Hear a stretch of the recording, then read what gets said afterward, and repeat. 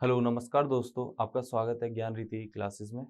तो जैसे ही अपन पहले पढ़ चुके हैं, एक क्लास अपनी हो चुकी है जिसके अंदर हमने कुछ बेसिक्स पढ़े थे कंप्यूटर के और कंप्यूटर ऑर्गेनाइजेशन पढ़ी थी, थोड़ी बहुत इनपुट्स के बारे में बात करी थी और आउटपुट्स के बारे में बात करी थी।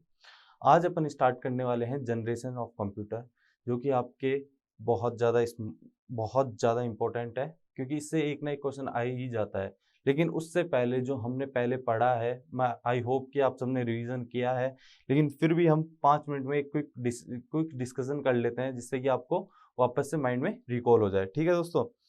तो जैसे कि हमने सबसे पहले क्या पढ़ा था, ऑर्गेनाइजेशन ऑफ कंप्यूटर, जिसके अंदर हमने बात करी थी इनपुट। इनपुट हम देते हैं और हमें क्या मिलता है, आउटपुट। ठीक है। हमने ये भी बात करी थी इनपुट के अंदर क्या होता है, रो डाटा एंड इनपुट के अंदर क्या होता है, डाटा। ठीक है। और डाटा कैसा हो सकता है, रो, फैक्ट एंड फिगर्स हो सकते हैं। ठीक है। इनपुट कहाँ जाता है, सीपीयू के अंदर। सीपीयू किसके ऊपर होता है, हमने बात करी थी मदरबोर्ड के ऊपर। मदरबोर्ड के ऊपर क्या होता है, सीपीयू। और सीपीयू के अलावा और क्या होता है, रैम और आपकी रोम भी। ठीक है। और नीचे क्या होती है, हार्ड डिस्क। ठीक है दोस्तों। लेकिन इसके अंदर हमने एक और बात करी थी, सीपीयू के कंपोनेंट्स और क्या क्या है, तो आपको सभी को पता होगा एएलयू सीयू होते हैं। ठीक है। उसके बारे में हम अभी ये बात करने वाले हैं जनरेशंस के बाद में। इसके बाद में हमने बात करी थी डाटा प्रोसेसिंग साइकिल की, जिसके अंदर यही था कि हम इनपुट देते हैं, सीपीयू उसको प्रोसेस करता है और हमें आउटपुट देता है। ठीक है। इसके बाद में दोस्तों अपन ने बात करी थी कि कंप्यूटर के जो बाहर से कोई भी कंपोनेंट होता है, उसे हम किसके जरिए कनेक्ट करते हैं, कंप्यूटर से पोर्ट्स के जरिए। और उन्हें अपन क्या बोलते हैं, पेरिफेरल डिवाइस बोलते हैं दोस्तों। ठीक है। पेरिफेरल डिवाइस बोलते हैं उन्हें। और ये किसके जरिए कनेक्ट होते हैं, पोर्ट्स के। लेकिन जो सीपीयू, मदरबोर्ड के ऊपर सीपीयू जो कनेक्ट होता है, वो किसके जरिए होता है, सॉकेट के जरिए दोस्तों। किसके जरिए, सॉकेट्स के जरिए। ठीक है। इसके बाद में हमने एक क्वेश्चन था वो पुटअप किया था कि फर्स्ट इनपुट डिवाइस कौन सा है। फर्स्ट इनपुट डिवाइस कौन सा है दोस्तों, पंच कार्ड। ठीक है। इसके बाद में अपन ने पढ़ी थी कुछ कैरेक्टरिस्टिक्स पढ़ी थी किसकी, कंप्यूटर्स की, जैसे कि स्पीड। ठीक है। ऑटोमेटिक। ठीक है। और उसके बाद में अपन ने क्या पढ़ी थी, एक्यूरेसी हो गई और परमानेंट स्टोरेज हो गई इसकी। और क्या क्या पढ़ा था, ये थकता नहीं है कभी भी। मतलब अपन ने कुल मिला के 10 इसके वो पढ़े थे कैरेक्टरिस्टिक्स। ठीक है। और फिर अपन ने इसके बाद में और क्या पढ़ा था दोस्तों, लिमिटेशंस पढ़ी थी किसकी, कंप्यूटर की, जो अपने 4 या 5 थी शायद। जो पहली थी, no IQ, no IQ, no mind, no intelligence. ठीक है। और दूसरी क्या थी, अपने कॉस्टली होता है, क्योंकि इसके अंदर एक हार्डवेयर और सॉफ्टवेयर होता है। अपन हार्डवेयर और सॉफ्टवेयर की कल अच्छे से बात करी है। ठीक है। और आगे चल के भी हम और अच्छे से बात करने वाले हैं इसकी। थर्ड पॉइंट इसके अंदर क्या था कि सर ये क्या होता है, वायरस आ जाते हैं इसके अंदर, उससे इसको डैमेज हो जाता है, इम्यून टू वायरस। ठीक है। फोर्थ पॉइंट क्या था सर, ये डिपेंड होता है किसके ऊपर, इलेक्ट्रिसिटी के ऊपर। ठीक है। ऐसा ही था, ये सब पढ़ा था अपन ने। इसके बाद में दोस्तों अब हमारा स्टार्ट जो होता है वो होती है जनरेशंस। इसके बाद में, जनरेशंस के बाद में हम पढ़ने वाले हैं अपना सीपीयू। ठीक है। अब देखिए दोस्तों, ये आपका टॉपिक नहीं है आपके सिलेबस के अंदर, लेकिन फिर भी ये बेसिक का एक पार्ट है, तो हमें करना ये बहुत ज़्यादा ज़रूरी है दोस्तों। ठीक है। जैसे कि इसके अंदर देखो, मैं आपको एक सिंपल सी चीज़ बता देता हूँ। जनरेशंस के अंदर से मोस्टली क्या क्वेश्चंस आते हैं, ठीक है, जनरेशन के अंदर मोस्टली क्या क्या क्वेश्चंस आ सकते हैं। ठीक है। पहला, कोर पार्ट क्या था उस टाइम का, फर्स्ट जनरेशन का, सेकंड जनरेशन का, थर्ड का या फोर्थ का या फिफ्थ का। ठीक है। और किस टाइम बनाया गया था, और इसके अंदर कौन से कोर पार्ट थे। ठीक है। इसके अलावा कुछ भी क्वेश्चन नहीं पूछेगा वो, अगर बेसिक इसका रहेगा। अगर फिर भी आपको लगता है इनके बारे में और अच्छे से डिटेल पढ़नी है, तो हम ऑपरेटिंग सिस्टम के अंदर भी पढ़ेंगे, और अदर से एक और क्लास, इसकी पूरी जनरेशन की एक पूरी क्लास भी बना सकते हैं। ठीक है। तो टोटल कितनी जनरेशन है दोस्तों, 5 जनरेशन है। ठीक है। फर्स्ट जनरेशन, ठीक है दोस्तों, फर्स्ट जनरेशन की अपन बात करें तो फर्स्ट जनरेशन के अंदर जो कोर पार्ट था अपना कंप्यूटर का, वो क्या था, वैक्यूम ट्यूब्स थी दोस्तों। क्या थी, वैक्यूम ट्यूब। ये हमें याद रखना है, क्या थी, वैक्यूम ट्यूब। ठीक है। और ये कब से कब तक, 1940 टू 1956। ये दो चीजें आपको याद रखनी है। फर्स्ट जनरेशन में जो कोर पार्ट था कंप्यूटर्स का, वो क्या था, वैक्यूम ट्यूब। ठीक है। और इसके बाद में मैंने एक और चीज लिख रखी है इसके अंदर, ऑपरेटिंग सिस्टम। उस टाइम पे कौन सा ऑपरेटिंग सिस्टम काम आता था दोस्तों, तो वो था बैच प्रोसेसिंग ऑपरेटिंग सिस्टम। ठीक है। जब हम ऑपरेटिंग सिस्टम पढ़ेंगे तो हम सारे ऑपरेटिंग सिस्टम पढ़ेंगे। उस टाइम भी मैं जैसे आपको बता रहा हूँ, इसके बारे में बात करने वाले हैं अपन। ठीक है। फिर उसके बाद में जो सेकंड जनरेशन थी, उसके अंदर ट्रांजिस्टर आए। ठीक है। कौन सा था उसका कोर पार्ट, ट्रांजिस्टर। ठीक है। और वो कब से कब तक, 1956 से 63 तक दोस्तों, ठीक है। हमें क्या याद रखना है, फर्स्ट जनरेशन के अंदर कोर पार्ट क्या था, वैक्यूम ट्यूब, सेकंड के अंदर क्या थी, ट्रांजिस्टर, ठीक है। और कब से कब तक, 1940 से 56, 56 से 63, ठीक है दोस्तों। अब आती है थर्ड जनरेशन, कंप्यूटर्स की थर्ड जनरेशन दोस्तों, कंप्यूटर की थर्ड जनरेशन, ठीक है, जिसके अंदर आईसी होता है, ठीक है। ये क्या है, इंटीग्रेटेड सर्किट दोस्तों, इंटीग्रेटेड सर्किट। इसके अंदर क्या होता है, ये ट्रांजिस्टर के ऊपर ही डिपेंड करता है, ठीक है, लेकिन इसके अंदर ट्रांजिस्टर की ज्यादा वैल्यू बढ़ा दी जाती है, मतलब संख्या ज्यादा बढ़ा दी जाती है। जैसे कि थर्ड जनरेशन थे, उसके अंदर भी 3 बार इसको डेवलप किया गया था, किसको, कंप्यूटर को, कंप्यूटर को 3 बार अलग अलग डेवलप किया गया था। जैसे कि SSI मतलब स्मॉल स्केल इंटीग्रेशन, इसके अंदर 8 से 10 ट्रांजिस्टर हुआ करते थे, ठीक है। फिर मीडियम स्केल इंटीग्रेशन, ये आपको इनकी फुल फॉर्म भी याद रखनी है दोस्तों, फुल फॉर्म भी आ जाती है, आईसी की फुल फॉर्म भी आ जाती है, इंटीग्रेटेड सर्किट, ठीक है। फिर क्या है, MSI मीडियम स्केल इंटीग्रेशन, ठीक है। थर्ड क्या है, LSI लार्ज स्केल इंटीग्रेशन, ठीक है। ये किसके अंदर, थर्ड जनरेशन के कंप्यूटर के अंदर तीन और डेवलपमेंट किए गए, कौन कौन से, SSI, MSI और LSI, ठीक है। और इसके अंदर जो, अब आपसे क्वेश्चन पूछा क्या जाएगा, थर्ड जनरेशन के अंदर जो कोर पार्ट है कंप्यूटर का वो कौन सा है, तो वो है आईसी दोस्तों, ठीक है। और ये कब से कब तक है दोस्तों,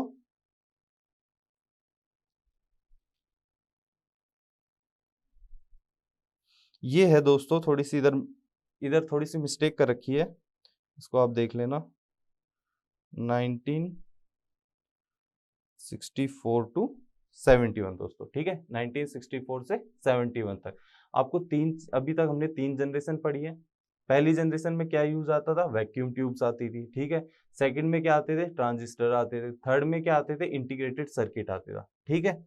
यही क्वेश्चन पूछा जाता है कि ऐसे पूछ लेगा क्वेश्चन में कि फर्स्ट जनरेशन में कोर पार्ट जो था कंप्यूटर का वो क्या है, उसके अंदर आपको ये आपको दे देगा option, first transistor, second IC, third SI, fourth MSI या फिर वैक्यूम ट्यूब। तो दोस्तों आपको यही याद रखना है कौन सा है, वैक्यूम ट्यूब। या फिर ये क्वेश्चन करेगा कि कब से कब तक, फर्स्ट जनरेशन कब से कब तक थी, सेकंड जनरेशन कब से कब तक थी, 1940 से 56 या फिर 1956 से 63 या 64 से 71 दोस्तों, या फिर 71 से 80 या फिर 80 से आज तक, ठीक है। 2 ही टाइप के क्वेश्चन बनेंगे, वो हम अभी पढ़ रहे हैं, ठीक है। इसके बाद में दोस्तों आती है फोर्थ जनरेशन। फोर्थ जनरेशन क्या आती है, वेरी लार्ज स्केल इंटीग्रेशन, ठीक है, वेरी लार्ज स्केल इंटीग्रेशन दोस्तों। अब क्या हुआ था, फोर्थ जनरेशन में क्या यूज आता है, VLSI, ठीक है। कोर पार्ट क्या है, VLSI, और कब से कब तक, 1971 से 80 तक दोस्तों। लेकिन इसके अंदर एक नया क्वेश्चन और आ जाता है, इसके अंदर ये पूछ लिया जाता है कि माइक्रो प्रोसेसर कब डेवलप किया गया था। मतलब जो CPU दोस्तों आज अपन बोलते हैं उसे ही माइक्रो प्रोसेसर बोलते हैं, तो वो कौन सी जनरेशन में डेवलप किया गया था। तो इसका आंसर होगा दोस्तों फोर्थ जनरेशन। क्या होगा, फोर्थ जनरेशन।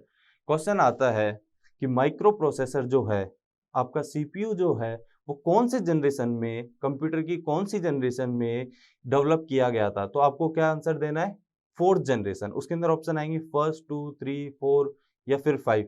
तो कौन सा दोगे आप दोस्तों, फोर्थ जनरेशन के अंदर हमारा जो CPU है वो डेवलप किया गया था, ठीक है।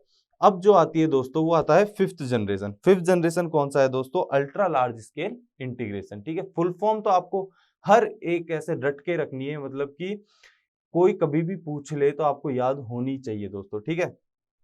अब क्या है दोस्तों, फिफ्थ जनरेशन जो है वो ULSI, ultra large scale integration, जिसके अंदर कम से कम 1 मिलियन 1 मिलियन ट्रांजिस्टर प्लस होते हैं, ठीक है। सेकंड जनरेशन में आपने देखा होगा इंटीग्रेशन में, वो क्या बोलते हैं अपने, सेकंड जनरेशन के 8 से 10 ट्रांजिस्टर थे और अब 1 मिलियन ट्रांजिस्टर हो चुके हैं दोस्तों, ठीक है।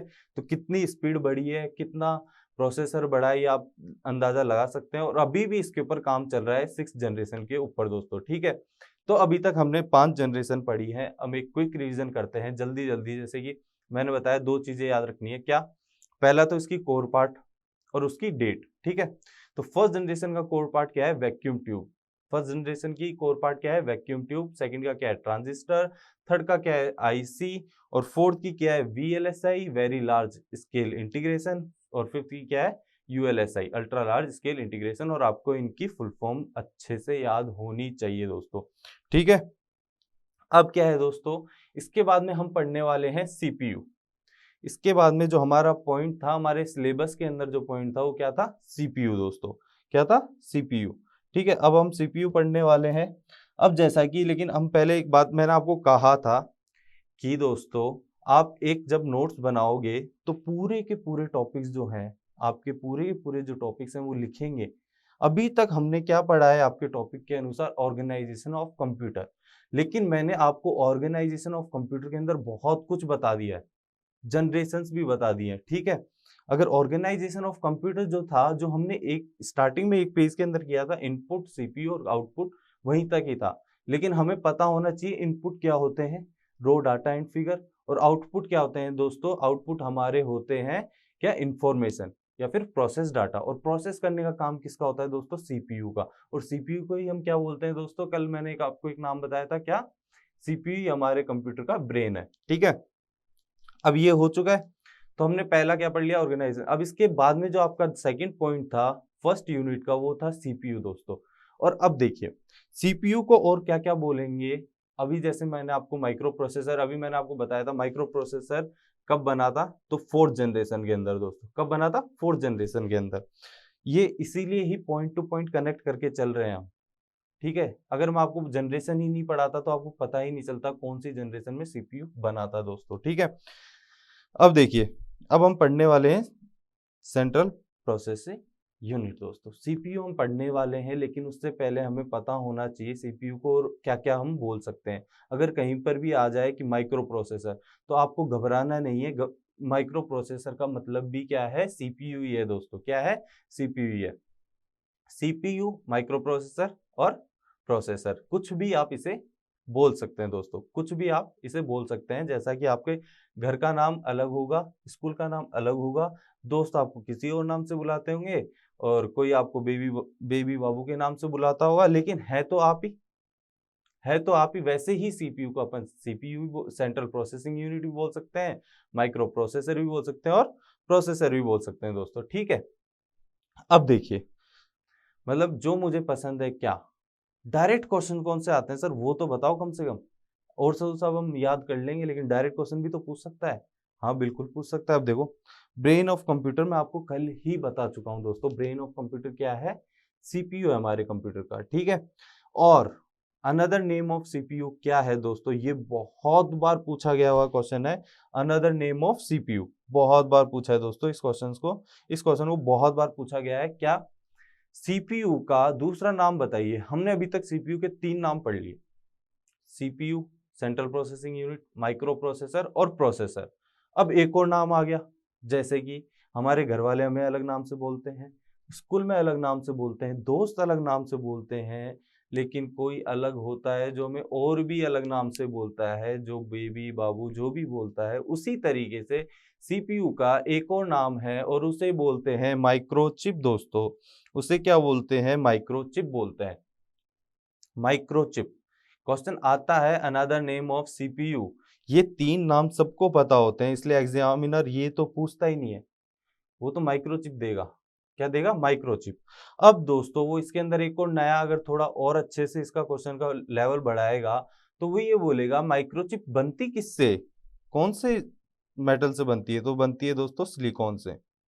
किससे बनती है दोस्तों, सिलिकॉन से। ठीक है, ये भी हमें याद रखना है, माइक्रोचिप बनती किससे है दोस्तों, सिलिकॉन से बनती है। ये भी डायरेक्ट क्वेश्चन पूछा जाता है। अब देखिए दोस्तों, अगला जो है सीपीयू की, हम थोड़ी सी डेफिनेशन पढ़ लेते हैं। वैसे हम सबको पता है, हम पढ़ते हुए आ रहे हैं। सीपीयू काम क्या करता है दोस्तों, सीपीयू काम क्या कर रहा था अभी तक, ब्रेन का काम क्या था सर, ब्रेन का काम था प्रोसेस करना।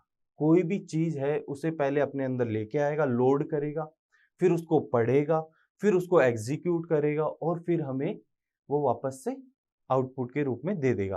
तो दोस्तों यही डेफिनेशन है जो आपको मैं बता देता हूँ।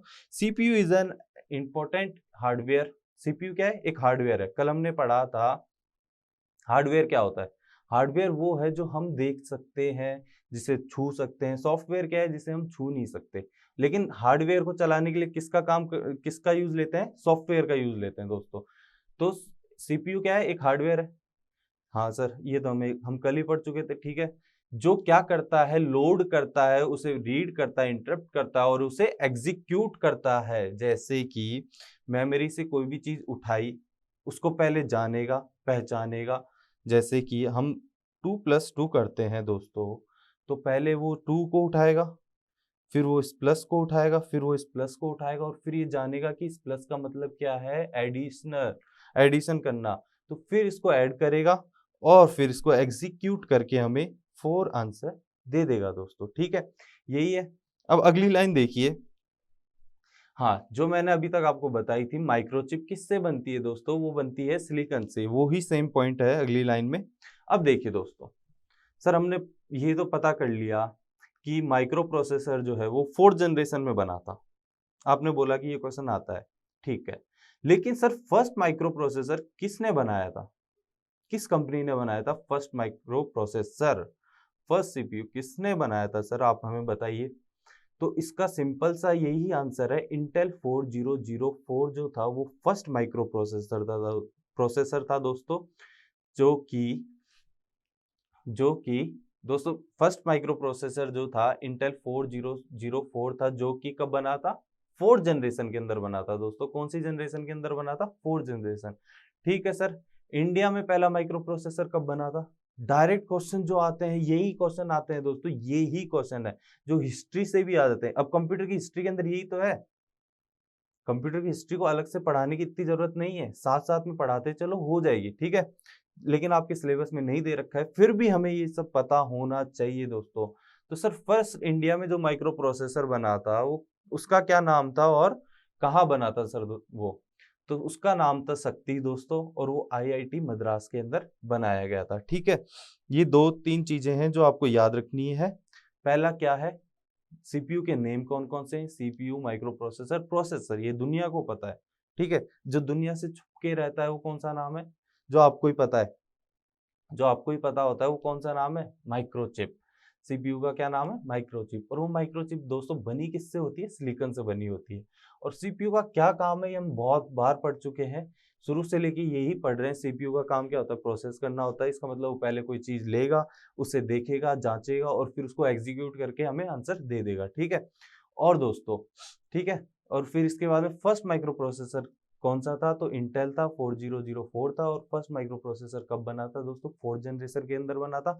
और 4th जनरेशन का जो कोर पार्ट था वो कौन सा था, VLSI, very large scale integration दोस्तों। ठीक है, और जो इंडिया का फर्स्ट माइक्रो प्रोसेसर है वो कौन सा था, शक्ति IIT मद्रास दोस्तों। ठीक है, अब हम चलते हैं आगे। कल से हम ये डायग्राम बहुत बार पढ़ चुके हैं, बहुत बार। ठीक है, फिर वापस से वही डायग्राम, क्योंकि इसी के इर्द गिर्द पूरा कंप्यूटर का बेसिक घूम रहा है दोस्तों। यही तो है, input, output, memory. Input device कौन सा है, आउटपुट डिवाइस कौन सा है, मेमोरी कौन सी है, सीपीयू के अंदर क्या क्या है, और स्टोरेज डिवाइस कौन सा है, सेकेंडरी मेमोरी, प्राइमरी मेमोरी। यही तो है बेसिक में, और है ही क्या, यही तो है, कुछ भी नहीं है बेसिक के अंदर। बेसिक के अंदर तो बस क्वेश्चन फोड़ के आना है हमें। ठीक है, सेम डायग्राम वापस से आ गया। इनपुट यूनिट, अब जैसे कि मैं आपसे पूछ लूं इनपुट कौन कौन से हैं, इनपुट डिवाइस कौन से हैं मेन, तो आप बोलेंगे सर 2 आपने बताए थे कल, और भी बहुत सारे हैं जो हम आगे पढ़ने वाले हैं। 2 आपने मेन कौन कौन से बताए थे, बताओ। एक तो सर आपने कीबोर्ड बता दिया था, एक सर आपने माउस बता दिया था, चलो वेरी गुड। आउटपुट डिवाइस कौन कौन से हैं, सर आपने बता दिया था, आउटपुट डिवाइस हमारा है मॉनिटर। जैसे कि हम इनपुट दे रहे हैं तो कीबोर्ड से दे रहे हैं, माउस से ही तो दे रहे हैं, आउटपुट कहाँ दिख रहा है हमें, मॉनिटर पे दिख रहा है सर। ठीक है, ये हम बता चुके थे। अब सर आपने ये भी बताया था सीपीयू होता है वो मदरबोर्ड के ऊपर रहता है, ये क्या है आपका, मदरबोर्ड दोस्तों। ये क्या है, मदरबोर्ड। सीपीयू जो होता है वो मदरबोर्ड के ऊपर होता है। ठीक है, और सीपीयू के अंदर क्या क्या होते हैं, एएलयू और सीयू दोस्तों। ठीक है, एएलयू और सीयू, अर्थमेटिक लॉजिकल यूनिट, और कौन सा, कंट्रोल यूनिट होते हैं दोस्तों। आज हम इनके बारे में ही बात करने वाले हैं। और इसके अंदर सीपीयू के ऊपर क्या होता है सर, मेमोरी होती है, रैम होती है। ठीक है, ठीक है दोस्तों, कल ये भी बताया था इन दोनों को कनेक्ट किससे करते हैं, बस से। किससे करते हैं, बस से करते हैं दोस्तों। किससे, बस। ये क्या है, ये एरो क्या है, बस है। और बस कितने टाइप की होती है अभी आगे पढ़ने वाले हैं, लेकिन एक बार फिर देख लीजिए। एक कौन सी होती है, एड्रेस बस, एक होती है डेटा बस, एक होती है कौन सी दोस्तों, कंट्रोल बस। ठीक है, अब ठीक है इतना तो, लेकिन जो कैबिनेट होता है उसके नीचे हार्ड डिस्क भी तो होती है, हार्ड डिस्क भी कनेक्ट करते हैं सर, ठीक है, मेमोरी से करते हैं, ठीक है, स्टोरेज यूनिट बोल देते हैं, सेकेंडरी। अब हार्ड डिस्क के भी बहुत सारे नाम, सेकेंडरी मेमोरी, ऑक्सिलरी मेमोरी, बहुत सारे नाम है, ठीक है, हार्ड डिस्क, परमानेंट मेमोरी, ये सब कुछ किसे बोलते हैं हार्ड डिस्क को, ठीक है। स्टोरेज यूनिट, ठीक है, कौन सी है, हार्ड डिस्क।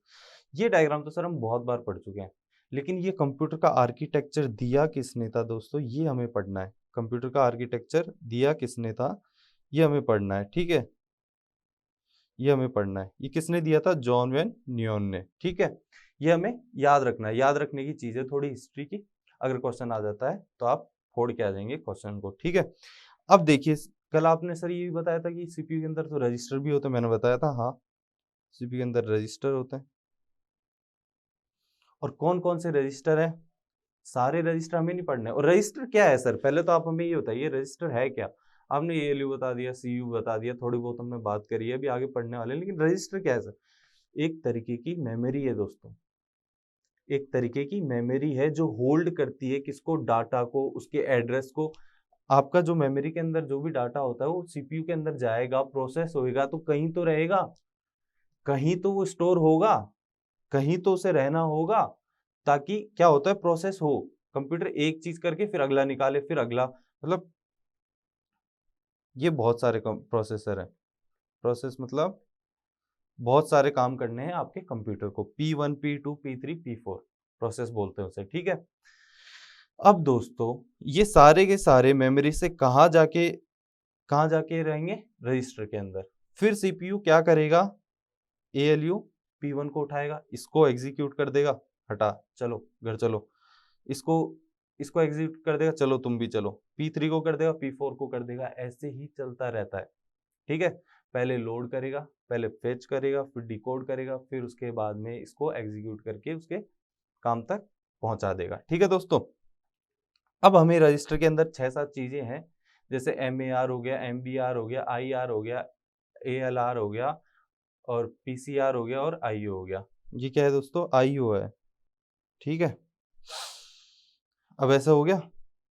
अब देखिए, अब हम पढ़ने वाले हैं ALU और CO रजिस्टर के बारे में। अभी तक आपको कोई डाउट हो तो आप मुझे बता सकते हैं कि सर इतना में ये कोई डाउट है हमें, नहीं होगा, क्योंकि अभी तक बहुत बार हम चीज़ों को क्या कर चुके हैं, रिवाइज कर चुके हैं। अब देखिए क्वेश्चन आ गया है सिंपल सा, which of the following is not a component of CPU. ये तो सर मेरे को आंख बंद करके टिक करवा लो, ऑप्शन बता दो आप, तो मैं तो आंख बंद करके बैठा हूं कि सीपीयू का कंपोनेंट कौन सा नहीं है। ALU नहीं है, CU नहीं है, रजिस्टर नहीं है, या रैम नहीं है। सर हमें पता है मदरबोर्ड के ऊपर रैम होती है और सीपीयू होता है, सीपीयू के 3 ही चीजें होती हैं, ALU होगा, CU होगा, और रजिस्टर होगा, ठीक है। हाँ ठीक है, तो क्या नहीं होगा, रैम नहीं होगा, तो इसका आंसर क्या हो जाएगा, रैम, ठीक है। अब दोस्तों हम थोड़ी सी बात करेंगे मेमोरी की, उसके बाद में हम पढ़ने वाले हैं कंपोनेंट ऑफ सीपीयू। हमने अभी सीपीयू के बारे में पढ़ लिया है, लेकिन अब हम कंपोनेंट ऑफ सीपीयू के बारे में पढ़ने वाले हैं। सीपीयू का काम क्या होता है, ब्रेन होता है, और इसके इतने सारे नाम होते हैं, ये पहले लोड करेगा, फिर उन चीजों के ऊपर काम करेगा, फिर एग्जीक्यूट करके दे देगा। ये तो हम पढ़ चुके हैं सीपीयू के बारे में, अब इसके अंदर के पार्ट के बारे में पढ़ना है। उससे पहले मैं आपको बताना चाहूंगा थोड़ी बहुत मेमोरी के बारे में, जो आपको पता होनी चाहिए, सीपीयू डायरेक्ट कहां से कहां तक मेमोरी को इंटरेक्ट कर सकता है, यहां से लेके यहां तक। देखिए पहली बात तो नए नाम है सारे के सारे, डरना नहीं है, आगे जाके सबका अपन खात्मा करने वाले हैं। पहला क्या है, सीपीयू रजिस्टर, अभी बता चुका हूं, रजिस्टर क्या है, एक मेमोरी है। रजिस्टर क्या है, एक मेमोरी है, जो किसके अंदर है, सीपीयू के अंदर, ठीक है। तो सबसे फास्टेस्ट जो मेमोरी वो कौन सी है, रजिस्टर, सबसे फास्टेस्ट कौन सी है, रजिस्टर।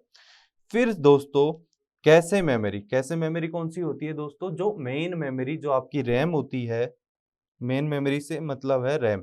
मेन मेमोरी की जब भी बात करेंगे तो उसका मतलब होता है रैम। मेन मेमोरी और सीपीयू के बीच में जो रैम होती है उसे बोलते हैं कैशे मेमोरी, ठीक है। जैसे आप अभी डायग्राम में देखते हैं हम,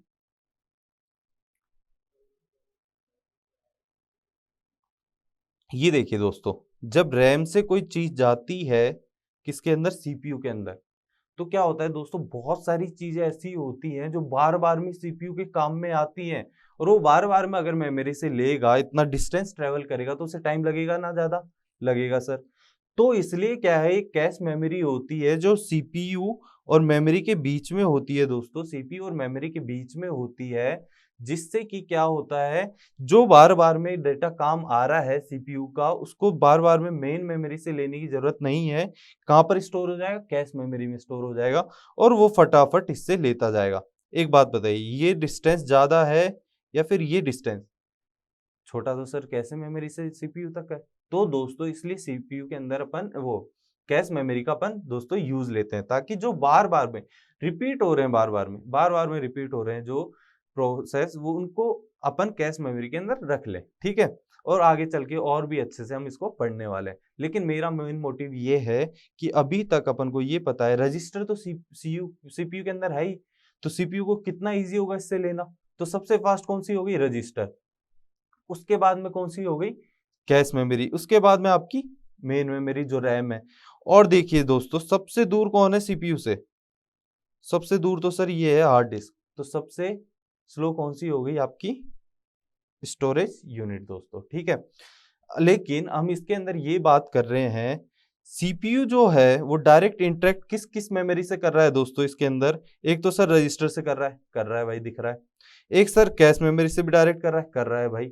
एक मेन मेमोरी से भी कर रहा है। लेकिन अगर सीपीयू को कोई चीज जो स्टोर हार्ड डिस्क के अंदर है उसको लेना है, तो क्या होगा, पहले सर पहले वो जाएगी मेन मेमोरी के अंदर, और फिर जाएगी किसके अंदर, रजिस्टर के अंदर। तो इससे क्या है कि कभी कभी क्वेश्चन आ जाता है, सीपीयू जो है वो डायरेक्ट कौन कौन सी मेमोरी से इंटरेक्ट कर सकता है, तो वो कौन सी, एक तो सीपीयू रजिस्टर, कैशे मेमोरी और मेन मेमोरी दोस्तों, ठीक है। ये मेमोरी इसलिए पढ़ानी जरूरी है इस टाइम, क्योंकि हम सीपीयू के बारे में बात कर रहे हैं, तो हमें पता होना चाहिए सीपीयू डायरेक्ट कौन कौन सी मेमोरी से इंटरेक्ट करता है। तो किससे करता है, सीपीयू रजिस्टर से करता है, और कैशे मेमोरी से करता है दोस्तों, और एक मेन मेमोरी से करता है जो आपकी रैम है। लेकिन सेकेंडरी मेमोरी से करने के लिए उसे पहले क्या करना पड़ेगा, मेन मेमोरी के अंदर डाटा को आना पड़ेगा, फिर सीपीयू मेन मेमोरी से डाटा लेगा। सिंपल सी यही बात है, ठीक है। और इसे क्या बोल देते हैं अपन, एक्सटेंडेड रैम भी बोल देते हैं किसको, इसी को, सेकेंडरी मेमोरी को, ठीक है दोस्तों। अब अपन चलते हैं, किसी को कोई डाउट हो तो आप बता सकते हो मेरे को, ठीक है। इसके बाद में अपन चलते हैं कंपोनेंट ऑफ सीपीयू के ऊपर। सीपीयू के कंपोनेंट सर आप बहुत कल से ही बता रहे हैं, एएलयू, सी और रजिस्टर, ठीक है। एएलयू की फुल फॉर्म बहुत ज्यादा इंपॉर्टेंट है, एएलयू की फुल फॉर्म बहुत ज्यादा इंपॉर्टेंट है, arithmetic logic unit, arithmetic logic unit. और सीयू की कंट्रोल यूनिट, और थर्ड कौन सा है, रजिस्टर, ठीक है दोस्तों। अब जैसे कि हम बात करते हैं सबसे पहले एएलयू के बारे में दोस्तों, किसके बाद में, एएलयू के बारे में।